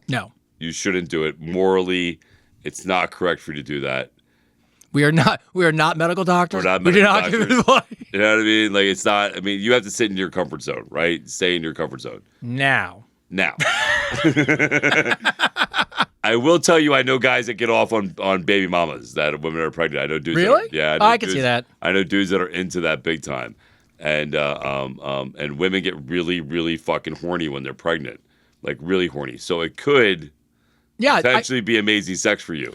I don't look. I completely get that there's guys with it, but let me ask you the question: would you do it? Oh no, I've been offered. No. Would you do it years ago when you were younger? No, I got offered. No. Oh, yeah. No, I was bartending, and this chick came in. Yeah. I'll tell you this story. The chick came in. That's why I thought it was so funny. It literally blows my mind. Freaking this girl comes into the bar. I'm bartending. She's obviously pregnant. Like, obviously fucking pregnant. She's right? Freaking the basketball on her shirt. Yeah, freaking like at least 6 months, you know? Damn it. Why am I not being able to verify this puzzle piece here? Hold on a second. Like, there you go. You got it. You can do it. Yeah. And I walk by and she goes, man, I would love the fuck the hell out of you. And I go, excuse me? I'm like, what did you just say? And she's like, what? I was like, you're pregnant. She goes, you can't knock me up. That's exactly what she said. It's exactly what she fucking said. And I said, no. Just so we were correct on this. Chris says no. No. I have morals. I don't do that. Now we got to invite you back in again. Yeah. So freaking, I mean, again, morally, you shouldn't do it, right? Morally, you shouldn't. Fair point. You know, she does have an itch. If you want to scratch, that's up to you. If you can live with the consequences of it all. No, you're not getting knocked up. Freaking. Look, I'm not gonna tell you I wouldn't do it, but here's my bigger outside that part of it. I'm a little bit curious. So I don't want to be involved in drama. No. So where's the baby daddy? Where's the baby daddy? That's my, like, I don't want to be over there and all of a sudden he shows up and then we're fighting and someone stabs me or, you know what I mean? Like, I Berks go. County Beauties. How did you know I said Berks County Beauties? Who is that? That's so funny. I used to say, who said that? Berks County Beauties. I used to say it all the time because I was from Berks County. So I'd be like, oh, Berks County Beauty. The freaking, that's, oh my God, that's so funny. That's funny. It's the stripper you threw up on her ass. That's her. Just, she found you. So happened. I know. So happened. All right, Kayla from Miami. I finally hooked up with a guy I had a huge crush on at the gym for months. He's super attractive, confident, looks great. I've been waiting for this moment forever. Right before we actually had sex, he kept slapping his dick against my stomach over and over and over again. Before we even started, all of a sudden he convulsed and cum shot out of him like a cannon, and that was it. No recovery, no round two. He just rolled over, put his clothes on, and said, I just wanted to hook up with you and be safe, and got dressed like nothing happened. He just texts me and wants to go again, and now I'm conflicted. Do I give him another chance because I wanted him for so long, or is that a giant red flag? He doesn't know what he's doing. It's a giant red flag. Giant red flag. Giant red flag. Cut that shit off. Yeah, you're dealing with a kid. That's a child. That's a child right It's there. a weird move, too. It's a weird fucking thing. Yeah. It's so odd. No, dump his ass. Fucking move on. What's the movie where the guy's having sex, he's flexing in the mirror? It's American very Psycho? Yeah. American Psycho. I love It's that like movie. That kind of He's thing. banging her like this. He's like, yes, good. Yeah, no, dump that ass, man. You want somebody who's going to pay attention to you. Yeah. Yes. Yeah, that's a... Oh, my God. That's a crazy Yeah, listen, one. a real man, I hate saying that. I would put it in here. A real man would pleasure you first. Oh, my God. Yeah, that's like such a... All right. So funny. Yeah, I was reading that going, That's a huge red flag. just keep beating it on her. All right, Brian from Ohio. Hey guys, I need some help. It's me and my wife Shannon writing into you guys. I'm technically writing. She doesn't really know, but it's about her. Oh, okay. So I wanted some help before I get divorced over chicken wings. After finally, Listen, that's what we're getting divorced that's where it over. starts. It's where he's like, Yeah, I love chicken wings. I love chicken wings. Let's talk about it. So finally, after getting my act together, I've now dropped 25 pounds and 4 inches off my waist. Now my wife, in a really great way, wants to jump back into fitness too. Awesome. So it was great. I was thrilled at first, and during the week, she is super disciplined like a Navy SEAL. She meal preps, she morning walks, she drinks smoothies, the whole deal. Love that. But Friday night to Sunday, she's the snack queen. Pizza, margaritas, desserts, because she keeps telling me she earned it during the week, and it's just a little comfort food. On Sunday, by Sunday, she manages to undo all the 5 days of work in just 48 hours. Now, she's mad at me because she's saying I should be working out with her more, and that's why I keep improving, and she's not. And I'm not being... It's totally your fault, bro. And I'm not being supporting her enough emotionally. How do I tell my wife she's eating too much on the weekends without dying instantly? Fucking tell her. Just tell her. Just tell her, bro. Don't pussyfoot around that. Just tell her. I had somebody. There's this girl at the gym, man. She's in great shape. She's friends with TK. Okay. Nice lady. Very nice lady. She didn't think I was a good person. Then she met me and she realized. You say I was DK? TK. Okay. TK, yeah. And we actually started talking about one of his stories on here. It was the one I No, did. but I saw him for the first time in a long time. Yes. The other day. Yes. Yeah, that's why I asked. So freaking, she said to me, I said to her the other day, I said, hey, your arm's looking good, you're coming in. She goes, oh, you're paid to say that. I said, no, I'm not. I said, nobody's paying me to say that. I was like, she's like, well, you wouldn't be honest with the female. I'm like, yes, I would. You're like, yeah, I would. I would definitely tell you. Like, I would definitely tell you. If you ask me, do I look like I'm putting on weight? Why am I not losing weight? I would fucking tell you. One, because it's my job. I'm a trainer. Yeah. And two, because I want you to be the best you can be, right? So me not being honest with you, and not telling you that, you are eating like shit is not the best thing for you, right? So if I really care about you, then I need to tell you that you need to stop eating shit on the weekends, or you're not going to hit your goals. Like, you're not. You know what I mean? And she's passing the buck on to you because she doesn't want to look in the mirror and be like, oh, it's my fault. I didn't do this. So, but yet, and listen, what I would do, listen, we just did research. What I would do is have sex with her on the weekends. So that way she doesn't want to eat. Oh, there's the extra. And then it there's is. your extra calories, right? There's your extra calorie burn. So have sex with your girlfriend or wife. What is it? It's got, Whatever she is. Yeah. Girlfriend, wife, whatever she is. It says wife. Yeah. Wife, whatever your wife. Have sex with her on the weekends. Say, listen, I want you to look sexy and have sex with her on the weekends and burn some extra calories. There you go. It's a win-win for everybody. That's a great piece of advice. You like that? Like that unfiltered advice. I like that unfiltered advice. Ryan from Chicago. So I put nothing but gym selfies all day long on my dating profile. I don't hide it. That's me. Flexing in the mirror, holding protein shakers, all that stuff. That's me. I finally got matched with a girl who's really into fitness, and we met up for a workout date. Cool. She's absolutely jacked. Turns out she's a powerlifting champ. She told me she did not post those kind of pictures because it scares guys away. Her warm-up was basically my max. I actually enjoyed working out with her, though, as a gym bro. Yeah. I could never date her, but I slept with her anyways because we got pretty drunk. Which, by the way, was strange because I think she has abs on her vagina. She wants to go on date 2, but do you guys think after sex I can just ask her if we can be lift bros? No way, bro. She'll beat you up. Yes. She's going to beat you up, bro. No, you can't. Like, if you didn't have sex with her, I think you might have an in. But no way can you go there now. Yeah. I wouldn't think so. Nah, she sounds like she probably just wants to, like, be friends anyway, probably. Yeah. So. Yeah, don't be intimidated. Just say, hey, look, Listen, when she starts spitting pre-workout in your mouth, then you got something to worry about. Wow. So crazy. Come here. Mark and Linda from Tallahassee. Hey, guys, this is Mark and Linda. We need you to play Judge Judy on this one. A few weeks ago, Linda caught me at the strip club after noticing charges coming out of her savings account. To make it worse, I lost my credit card there. A dancer called my cell phone because she had my number in front of my wife. Her name was Vanilla Cheeks. So, I love that name. So yes, that is her legal working title. Shout out to Vanilla Cheeks. Vanilla Cheeks. I apologize. My wife Linda forgave me. We moved on, or so I thought.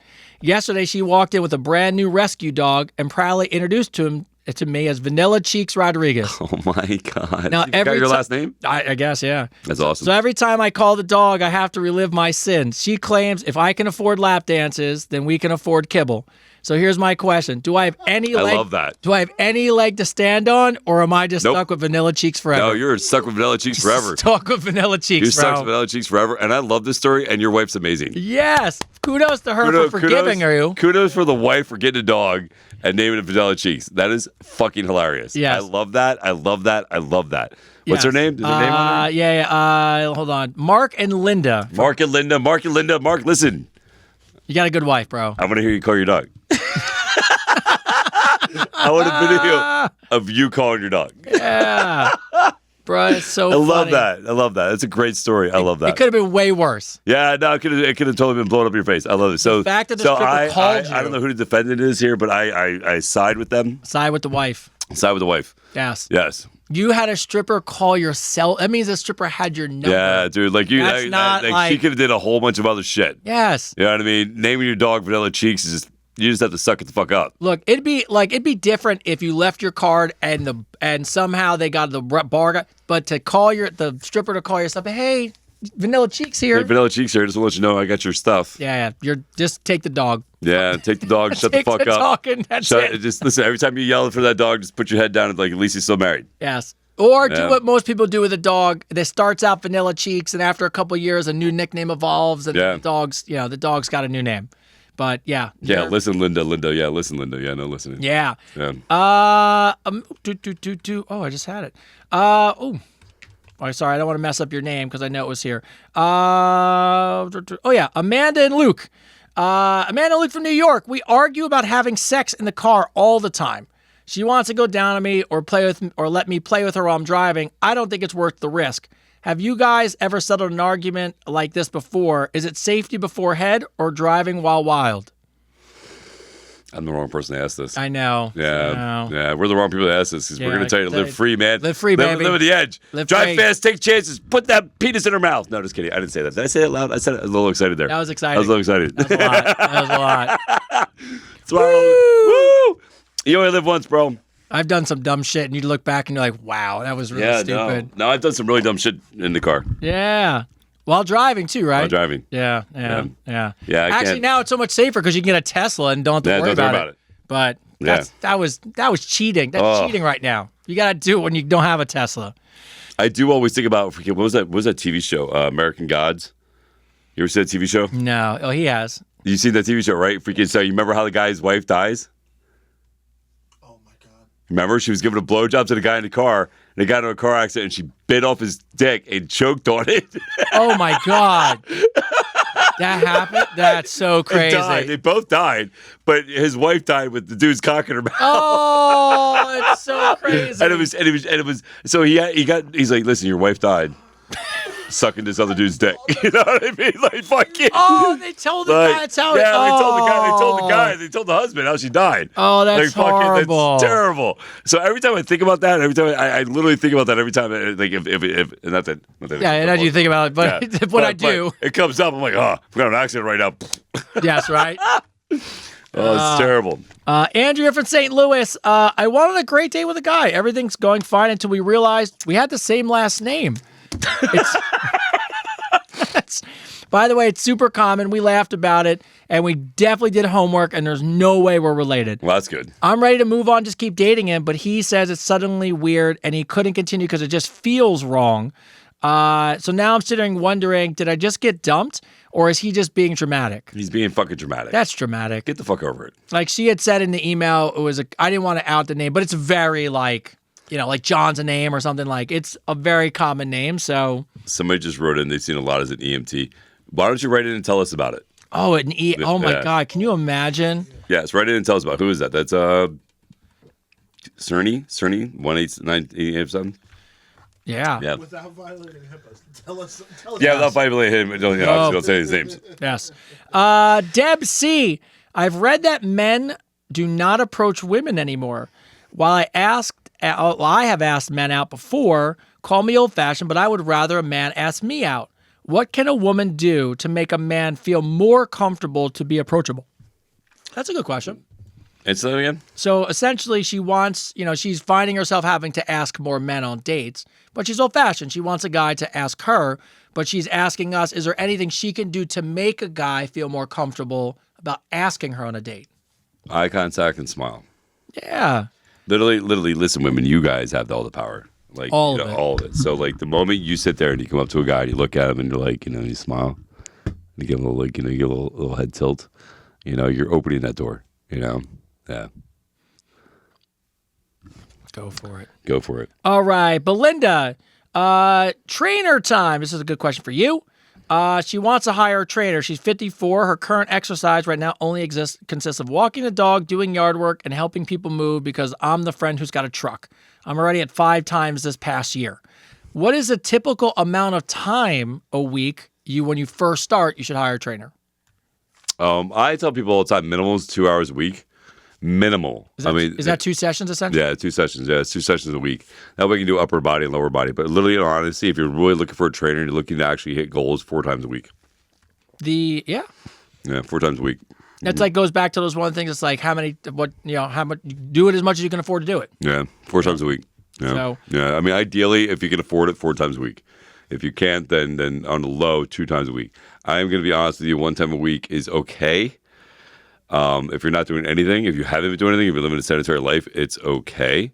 But if you really want to see gains, you really want to see a difference, 2 to 4 times a week is the best. And most gyms, and I think Lifetime's probably the same, right? Most gyms, when you first sign up, don't you get like a complimentary? Yeah, most gyms, if they're smart, they do an intro and let you meet the trainers and let you meet, how everybody's doing, and let you connect with people. It's a great way to meet, and again, if you're joining a gym too, keep your eyes open, see who's working a lot, right? See which trainers are working a lot. The ones that are working a lot are the ones that are good, right? That's the God's honest truth. The ones who aren't working a lot are the ones that are not doing their job and don't know what they're doing. My wife sent me multiple pictures from the gym because she's now when the summer ends, she kind of shifts back into the inside part of the going to work out, and she must have snapped me. Well, hold on, let me backtrack. She didn't send me pictures. But she told me stories about people who are trainers and just going, how is that possible? Mm-hmm. And I was like, yeah, I could watch people work out and you'll tell who the successful people are and who aren't because, just the way they walk and carry themselves and how many clients they have. Yeah. But now she's taking notice because we talk about it all the time. And she's like, yeah, it's kind of funny. You can really tell who's a good trainer and who's not. Yeah. Now, if you really pay attention to your surroundings and see who's working and see who's like training people differently, you can spot the good ones and the bad ones. And again, I tell people all the time, yeah, trainers are expensive. Good trainers are expensive. You get what you pay for, right? 100%. But also on top of that, the money you're spending to get healthy is money that you're saving from going to a hospital bed. Someone wrote, my trainer's a fat fuck. Somebody wrote their Get a new trainer's a fat trainer. fuck. Yeah, get a new trainer, bro. I'm going to be honest. I would find it hard to take advice like at this stage of being like, if I went and worked out with you, I'd be fine. I'd be like, great. I can see why he's giving me advice clearly that works because I'm looking at him or her. But I don't know that I could take it from somebody who's not in as good a shape as I am. Well, yeah, I mean, it's like going to a blind eye doctor. You know what I mean? Like you're gonna tell me it's gonna help me with my vision. You can't even see me. You know what I mean? Like, I'm over here, doc. I'm over here. What do you mean these glasses are gonna help? You can't even fucking see me. What are we talking about right here? So yeah, you want to find somebody who lives what they preach. Yeah. You know, that goes back to what I was talking about before about, motivational people and all these life coaches and shit. You know, when you got life coaches that are out there and they're out there putting people down, they're attacking people, they're insulting people, they're building their platform off of, putting other people down to get views, to get seen and all that stuff. Like, those aren't the people that you want to follow for life coaching, because they're still fighting their own demons, man. You want to find people that are like, that are positive, you know what I mean? That live and speak what they preach. Is everybody perfect? No. There's two sides to every coin. People make mistakes. Not everybody lives that lifestyle. Like me, personally. Like, everybody thinks I'm some happy-go-lucky, always energetic, always stuff. But listen, there's days where if you catch me in the wrong mood and I'm driving, I am the angriest person yelling out the car. And I say every curse word on the planet, and I'll do all that. Like, I'll be that guy for a moment. And nobody's perfect. Like, we are flowing, living energies of life. But all that said, you want to make sure that you're picking the right people to follow and the right people to watch and the right people to learn from. You don't go to a school and learn mathematics from somebody who doesn't know mathematics. Tyler, just give the tie move. Just put your hand out the window, and when you go to give the finger, just go Beep. down. It pisses people off. Oh, I can't. It's the I know that if someone did it to me, I would be so mad. I would laugh a little bit, but I'd be so mad. I wave. I smile. Oh yeah, like that's the same thing. Like, I can't hear you. You good? You good? Yeah, I like that. That's good. All right, we're almost to the end of the show. That's crazy. Yes, I we just are. gone too. I can't let it just on TV. I'm sorry. Unbelievable. Hey, Chris and Tony, I'm a new listener. I love the show. I battled with my weight my entire life, and I'm turning 50 next month. Mm-hmm. I know I have to focus on long-term successful plans. Yes. I've always been obese. Even when I lost 80 pounds 10 years ago, my diet was highly restrictive, and I gained it right back, plus some. I'm embarrassed to go to the gym, but I know I need to move. My diet's a hot mess. Would you recommend focusing more on food intake or exercise first? Equally. You could do Both. both. You have to do both. You can't. It's not you can do one or the other. You have to do both. If you're serious about weight loss, if you're serious about being healthy, if you're serious about actually getting gains in health, you have to do both. You are what you eat. If you're going to working out, say all right, go back to the whole training thing. Like, say you're only seeing your trainer 4 days a week. You're only going to the gym 4 days. That's 4 hours a week. You're eating more than that every day. If you're having 3 meals, that's 3 meals a day. That's 3 hours a day, right? Not saying you're eating 3 hours straight, but that's 3 meals a day.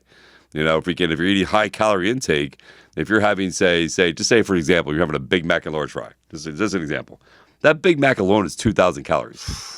That's not including the large fry. The large fry is another freaking 982 calories or some shit like that. When you put it right? all together. It's not including the salt and the sodium and all that stuff in there. So just one meal, you can have your daily intake of calories off of one meal. Oh, you got to throw in a bit. And then maybe if you're lucky, you burn 600 calories at the gym in that hour. Yeah, if you're lucky. If you're lucky. You know what I mean? So literally, like, if you were serious about your goals, if you're serious about your health, which you should be, you need to balance it out, And I'm not saying you have to make it all in one setting, but change slowly. Like, I tell people, this is what I tell people all the time. When it comes to your dietary habits, it takes 30 days to create a habit, right? 30 fucking days to create a habit. Let's just start with the morning and lunch. Yeah, good call. Let's start eating healthy in the morning for breakfast. Let's start getting that protein shake in mid-morning right before lunch, and then having that healthy lunch for 30 days. Start there. You know what I mean? And just that little bit right there in that 30 days, you're going to see some weight loss. You're going to see some things happen. And then along with your gym, go to the gym. You should literally only have 2 days off a week at the gym, Rest is just as important, depending on how hard you're working out. Like if you're working out as hard as I am, 3 days a week is okay. You know what I mean? Or Tony, as Tony's working out too, you can take off a third day too. It wouldn't affect him at all. But you really want to make sure that you're creating a habit of change. It's not like I'm going to get the biggest mistake people make where they set themselves up for failure. Like, I'm going to do this. And they go in there Monday and they're like, I'm going to eat healthy today all day. And then I'm going to go to the gym. And then I'm going to eat all healthy on Tuesday. And then by Wednesday, they're like, fuck, this is really hard. You know, and I'm tired today and I'm grumpy because your body's going to go through a mood swing. It's going to go through a roller coaster, right? Because now you're taking away food that you're used to having. You're taking away sugar you're used to having. You're taking away dyes you're used to having. So your whole mood is going to fluctuate, right? So just like any addict, the best way to get off of something is to wean yourself off. Create a different habit. Create a different thing. So start with that 30 days. Start with breakfast. Start with lunch.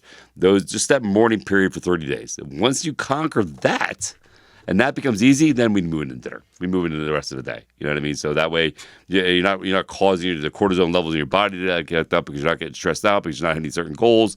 You know, and again, an active body is a healthy body. So just, those are my words of advice. The two things I would tell you, and I've seen it happen, and it goes right along. The first one's exactly what Chris said. I've seen people just start by just giving up soda. Yeah, literally. And that just the one step for 30 days. Yep. And then that momentum. Oh, hey, I could. Okay. Yeah, because once you start seeing the changes, once you start seeing, the weight dropped off. Yeah. Oh, well, you know what? Then I like this. I like it. I like this. Two, right? I read your question. The mistake you made, I can already tell without you saying it, is you went on a highly restrictive calorie diet and you lifted no weights. Because when your diet started going back in reverse, you had nowhere to go because your calories were so low. So I would tell you, when you go to the gym, resistance, baby. Yep. You gotta lift weights. Don't get on there and just do cardio for 5 days. No, cardio works to a point. To a point. But your body adapts really fast in the cardio. Yes, it does. Like your body adapts. We are creatures meant for efficiency. Well, no, but we're meant. So we are long born distance runners. Yes, we're born as long distance runners. We are made to what do they call it when migrate? We're made to migrate. We're made to migrate across the plains, right? We are the only animal in the whole animal kingdom that can migrate the furthest. They will tell you that back in the day, like the caveman, the reason they were able to kill the mammoth and all that stuff is because they were able to outpace them, outrun them. Not in speed wise, but endurance wise, right? We were able to keep going, stop. Keep going, stop, keep going, and keep going. And that right there, so cardio is that, right? Your body adapts to it. It just goes back to the innate behavior of when we were animals and primates. It goes, okay, I can do this. I'm made to do this. But if you actually want to lose weight, resistance trainer is the only way to go. Only way to go. You have to, larger muscle mass burns fat quicker and resting. Proven facts. You can't take feelings and say no. These are facts. These are hardcore facts. Everything you've done and all these fads and all this shit you cannot deny. Classic weightlifting and resistance bands and using resistance and weights in yoga, all that stuff, you need that. Your body needs that. Yeah. How do you think somebody like Arnold, right, who's really old, but when you look at him with no shirt on, fucking Chuck Norris just climbed some huge, like 10,000 feet or just above sea level mountain. Whatever. Freaking at 85 years old. Chuck Norris did that. Yeah.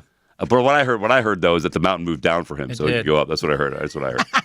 I heard he actually walk up, but the mountain moved towards him, and he just moved. He moved. Yeah. All right. So the last question we have is Jenny from Jersey. Doing in Jersey. How you doing in the house? Huh? We'll bring it home to finish Bring it it up. home in Jersey. 52-year-old woman. I just started getting myself back into shape after a really hard divorce, and it's me and my kids, and I started my own business. So I work a lot. It's very physical work. I'm on my feet all day, and I can't afford a gym membership right now. So I'm just trying to do some stuff at home. Put some ankle weights on. I have little handbells I use throughout the day. And I even sit and do some arm curls on the couch while I sit and watch TV. And ... while I listen to your podcast. Shout out, thanks. Love that. Thank you. Can you guys give me some advice moving forward on how to continue to do this at home? I'm eating right. I'm now keeping up with a proper protein daily. I'm down 15 pounds in a month and a half, and I know I have a lot to go. I want to say thank you to both. I watch, I listen. You guys push me to do better for myself. I think about you guys, and I tell all my friends about you guys that I follow you. My daughter actually tells me I have an addiction problem with the both of you. I tell her it's not a bad addiction. It's just love. Best wishes for all your future endeavors. Can't wait to see what else is to come for you guys. Love, Jenny from Jersey. Thank you, Jenny from Jersey. All Appreciate you. All right, so Jenny needs some more things she could do at home, but let's put it on the fact she can't afford gym equipment, just to be fair, right? There's so many body weight exercises that you can do. There is. There's a ton. I didn't belong to a gym for years, man. I would use milk jugs. Ooh, that's a cool one. I would use milk jugs as dumbbells. Oh my God, that's a good one. Yeah. I would Just use milk jugs water as in dumbbells. them? You can also, do push-ups off your chair or your sofa arm. You can also do dips off your chair, off your sofa arm. You can do squats. Body weight squats. Yeah, body weight squats. In fact, you can use the jugs for weights if you want to do that too. You can use that also. So here's the best thing about working out, and this is what people don't forget. This is what people don't see, and they get stuck in like this. It has to be this. It has to be this. It has to be this. The best thing about working out at all is you can use your imagination to create exercises. It doesn't have to be in a gym. You can do pull-ups. You can do push-ups. You can do free squats. You can do calf raises off your steps. You know what I mean? You can do walking stair lunges up your steps. There's things you can do if you use your imagination. You can definitely do things that you can actually get a full body workout in your house. I used to do a thing when I was doing martial arts all the time. When I was training this back before, before streaming, when you still had commercials on stuff. I literally would do. There was 2 minutes between. Like if I'm watching an hour show, every 2 minutes, there was between commercials. I would sit down and do as many crunches as I could. I would do as many push-ups as I could. I would do as many standing lunges as I could. I would do as many in those 2 minutes. And there's usually about, I think it's 26 minutes in an hour of commercials, or it's like 24, something like that. So you're literally almost doing a half-hour workout doing one hour of a program. You know what I mean? And I still was watching my show, still enjoying it, but I was still getting my workout in and getting my rest period in between. So yeah, you let your imagination fly. You know what I mean? And have fun. And again, you can get like really cheap stuff. You can get the bands. You can get the bands are great. They're amazing. They actually come with a little workout packet. You can actually Google band exercises. And here's a fun fact. And I haven't said this would be the first time. I'm going to announce this right now. It's the first time I'm announcing this. I will have a fitness app. That will be out in the next, before Christmas, hopefully, that'll have all this stuff in there. So you guys will be able to join me and my assistant, Alexis, and some other people that I have coming on there. We're going to make this thing happen. We're going to have this training app for everybody. So you'll be able to have all this fitness expertise at your house, on your phone, be able to tap into that shit and make things happen at home for you. But yeah, we're going to be here for you. You need to have resistance bands, and as you stretch them, it just says, Chris David spreads the cheeks. Spread them. Look, kettlebells too are great. Kettlebells are a little. Listen, thing about kettlebells is it's hard to put away, right? How many? And they're expensive. Like kettlebells kettlebells are not cheap, man. No. Just to have like one set of like kettlebells, like say from the lowest weight to the highest weight, I think it's almost like $7,000. Oh yeah. Yeah, it's expensive. So kettlebells are expensive. We're talking on the cheap end. Yeah. And here's the thing too. Five Below sells dumbbells. Oh, they do. They do. They sell dumbbells. They sell a yoga ball. You can do great exercise off a yoga ball. You can do ball squats off a yoga ball. What's the half ball called? The Busu ball. They sell those? Yeah, Busu ball. At Five Below, you can get a Busu ball. You can do great exercise, stabilization exercise, all that stuff off of there. Push-ups off of there. That's my favorite home piece of equipment. Yeah, the Busu ball is amazing. The Busu ball. Yeah, the Busu ball is amazing. So there's things like if you let your imagination fly, the only thing that's stopping you is you. That's it. Yeah. My advice, the funny thing is I were going to say exactly the same thing as him when it comes to the TV show. There was another fitness program I never thought about, so they had said it on the thing, and they said, okay, we want you to do 100 push-ups and 100 squats a day. And the person was like, that's too much for me. And the guy says, no. Just do five 25 in the morning, 25 in the afternoon, 25, yeah. So I say the same thing. You want to do 100 push-ups a day, 100 sit-ups a day, 100 dips a day. You want to split it up into 25. Just break it up. Just break it up throughout the day. You don't have to do it all at once. No. Break it up throughout the day. And to your point about the show, you don't realize that if you do 2 minutes, 2 minutes, 2 minutes, 2 minutes, it's still a half-hour workout, no matter how you cut the cake. And I'm just going to throw this out there, that we don't have commercials, but we're an hour and 90 minutes. We're an hour and 30 minutes. So we're 90 minutes together. We're 90 minutes. So even if you just think... Do it while you're watching us. Doing it while you're watching us. Watch Advice Unfiltered while you work out. Yeah. I mean, he just showed his abs. I just showed my abs. It's motivation. There you go. Tony showed his abs too. I did. He did. But, all right. So as we bring the show to a close, as always, we're signing off. Champion, Scooter. Actually, the funny thing is I'm watching comments as people went to your page. People were like, I found them. Thumbs up. Awesome. All right. Anything you'd like to leave us with? No, not really. Perfectly honest. No. I love Gens. You're the best. All right, there, Chris. And so we are, if I'm correct, we are going to figure out a time, come in together, talk about the movie so we can help you get this stuff out there, right? Yeah, let's do it. Yeah. And what's it going to be called? Tree Lights? There's Tree Lights. It's on Indiegogo right now if you want to go check it out. Now, what people had asked me, because of it's called Tree Lights, and it's obviously about the holiday season. You're shooting in November, right? Yes, sir. How long does it take before it comes out?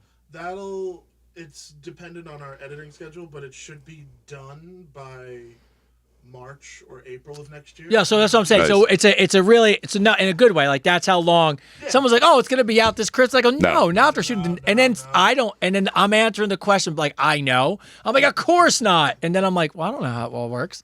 So, it'll be out. It'll be out for next year. oh, that's Awesome. awesome. Love For that. Christmas next year. No, that's Love that. awesome. All right, so excited for that. So we're gonna have more information on that, and it's gonna be some cool stuff we do with the movie ahead of time for some people who help us. So that's awesome. On my end, as always, there's a lot. Like we are ridiculously excited. You have no idea. The new studio is coming along. First of all, I cannot tell you. I am shocked every week. I cannot tell you how excited I am. So many people join us with a green screen behind us and laugh and enjoy the conversations in the community. That is the world to us. But we stepped it up a notch. I mean, the studio is awesome. It's painted. We're gonna have beautiful couches and then we're gonna have guests. Everything is coming together, which I'm so happy about. Amen. And and by the way, I know a lot of people have been reaching out. If you are trying to get a hold of me for sponsorships, sponsoring episodes, partnering with us, a couple things. Just go on to adviceunfiltered.com. Just drop the question in there. You can find me. Believe me, you can find my contact information if you need to. But really just remember this, to anybody who's been reaching out to me, we have to believe in it. It has to work. It has to be real. We will never, ever, ever, ever, ever promote anything that we think the community is not going to appreciate and that we wouldn't stand behind. So that stuff's going to be exciting. And as always, I said it before, a shout out to Tyler for winning. You don't know how unbelievably proud of you I am. That stuff is so amazing to me to watch. I try to be a cool dad and just put little fire emojis and not say anything about it. But I am ridiculously proud of you. You're an awesome kid, and you're killing it right now. So kudos to you.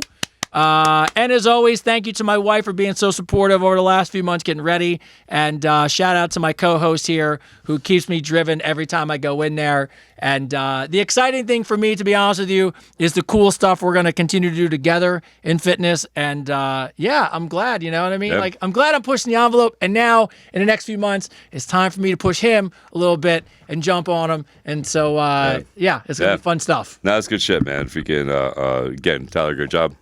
Tony, great job. Chris, great job. Let's break this down. Freaking tonight we had over 40,000 people watching us. So I just want to say that right now. I'm just gonna put that out there right now. So the 40,000 people who are watching us on all streaming channels right now, thank you, and we appreciate you. We appreciate you a lot. Yes, big things are happening. Very excited for it all. There is a fitness app coming out. I do have a fitness app coming out, and I will have a supplement line coming out eventually. And again, don't forget about the merch. I know Avery's not here. Shout out to my son Avery. He's not here. So I'm going to remind you guys on his. Oh, yes. I'm going to remind you from the Gen Alpha, my son Avery. Buy the merch. Buy the merch. Go to Advice Unfiltered website and check out the merch. Also, that's where you get to put your stories in. It's where you get to put your questions in. So go to our website. Check it out. Like it, share it, follow it. Do all that fun stuff that we tell you to do. But listen, most importantly, man, just thank you. Very humbled, very grateful. You guys are amazing. But everybody that joined me on Cameo, thank you. Yeah.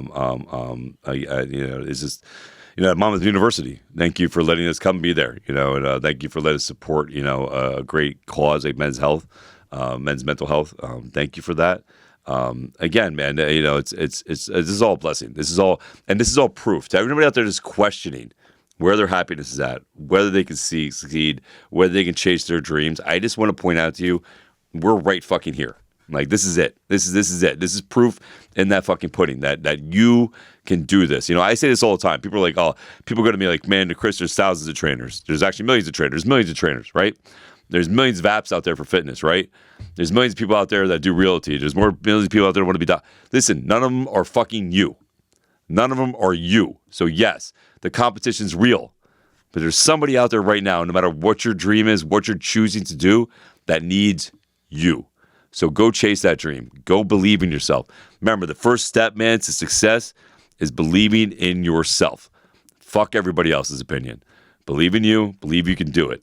And again, if you don't think that you can, watch this fucking show. Watch it. Because I told Tony 9 months ago that we're going to take this show to fucking heights and we're going to be fucking big.